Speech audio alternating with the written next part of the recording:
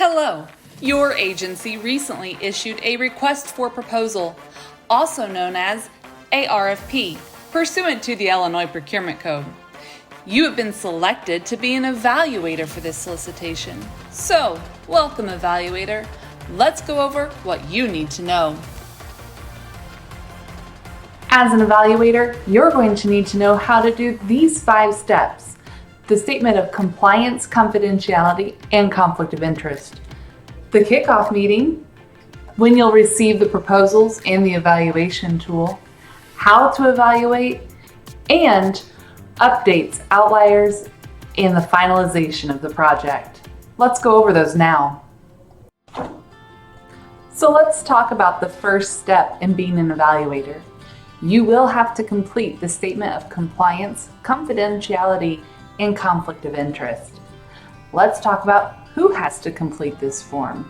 Well, all personnel that are involved with the development of or evaluation of the solicitation or proposals must complete this form. Let's go into more details.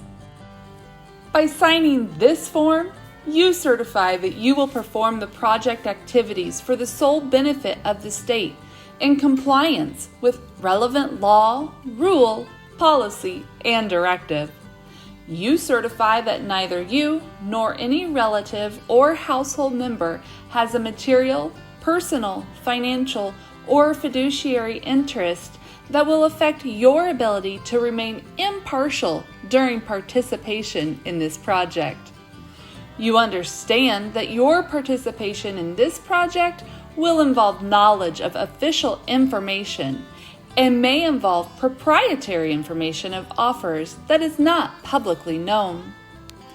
You will not disclose any information gained during your service on this project except to other state employees or officers who may, in the normal course of state business, have a need for such information until such information becomes public record. If at any time during the course of this procurement you become aware of any situation that is a conflict of interest, might indicate a conflict of interest, or would create an appearance of a conflict of interest, please notify your SPO immediately. You must keep all materials related to this procurement confidential and in a secure location. By signing the statement of compliance, confidentiality, and conflict of interest, you acknowledge that you are bound by the requirements of the Illinois Procurement Code, the Governmental Joint Purchasing Act, the Illinois Criminal Code, and the Chief Procurement Officer for General Services standard procurement rules when participating in the development, evaluation, and negotiation processes of any procurement governed by the Illinois Procurement Code or the Governmental Joint Purchasing Act. Moving into step 2, the kickoff meeting. Please note that your attendance is required at not only this initial kickoff meeting, but any other evaluation team meetings that are scheduled. At this meeting, you will receive instructions and be able to have any of your questions answered. Additionally, your agency will outline the timeline that you will need to follow for this solicitation evaluation. The purpose of the evaluation kickoff meeting is to provide the evaluation team with information regarding the evaluation process.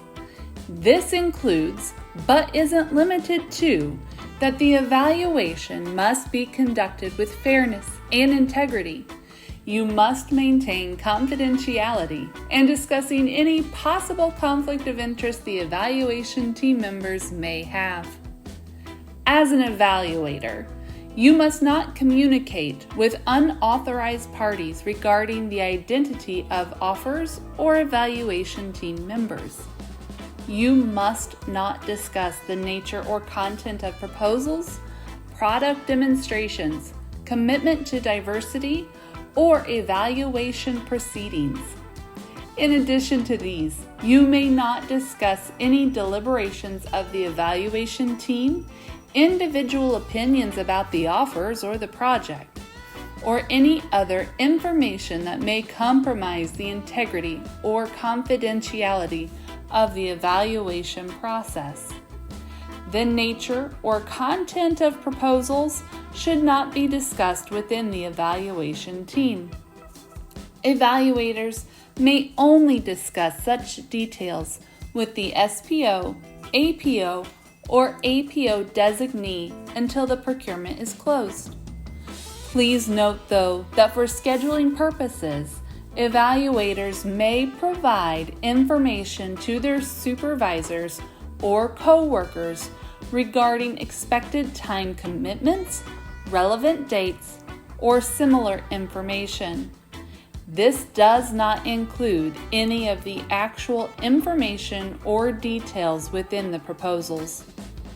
If you have questions, concerns, or need for clarification, please direct those to your APO designee, or your SPO. The APO will work with the SPO to determine how to address any issues identified, which may include contacting an evaluator directly, sending an email to all applicable team members, or other appropriate action. Your APO or APO designee will outline the expectation that all evaluations are solely based on the evaluation factors set forth in the RFP. Your APO or APO designee will also outline the timeline for the evaluation team and any critical dates along that path. It is very important to adhere to these deadlines. If you do not adhere to the deadlines provided by the APO or APO designee, it will delay the award of the solicitation. Congratulations! You've made it through the kickoff meeting. What comes next? Well, you will be receiving the vendor's technical proposals. You'll receive those technical proposals for all offers that were received and were responsive and responsible to this point. You'll also receive an evaluation tool. As it was gone over in the kickoff meeting, you will need to complete that evaluation tool for each proposal that you receive. What you will not be receiving: you will not receive any of the vendor's pricing. If you note that any pricing is included in a vendor's technical proposal, please immediately alert your SPO or APO designee. You will also not receive any materials that are not related to the technical proposal that the vendor submitted with their proposal. As you begin to review these proposals, please note that there is information that you may not consider as you're completing your evaluation. Please do not consider any experience with the offerer or any of their proposed staff. Any information from other parts of the proposal outside of the technical proposal, unless specifically referenced as part of the proposal, may not be considered. For instance, if a vendor references Exhibit A in their proposal, you may consider Exhibit A, and it would have been provided to you with the packet. Please note that any news stories or rumors about an offer may not be considered.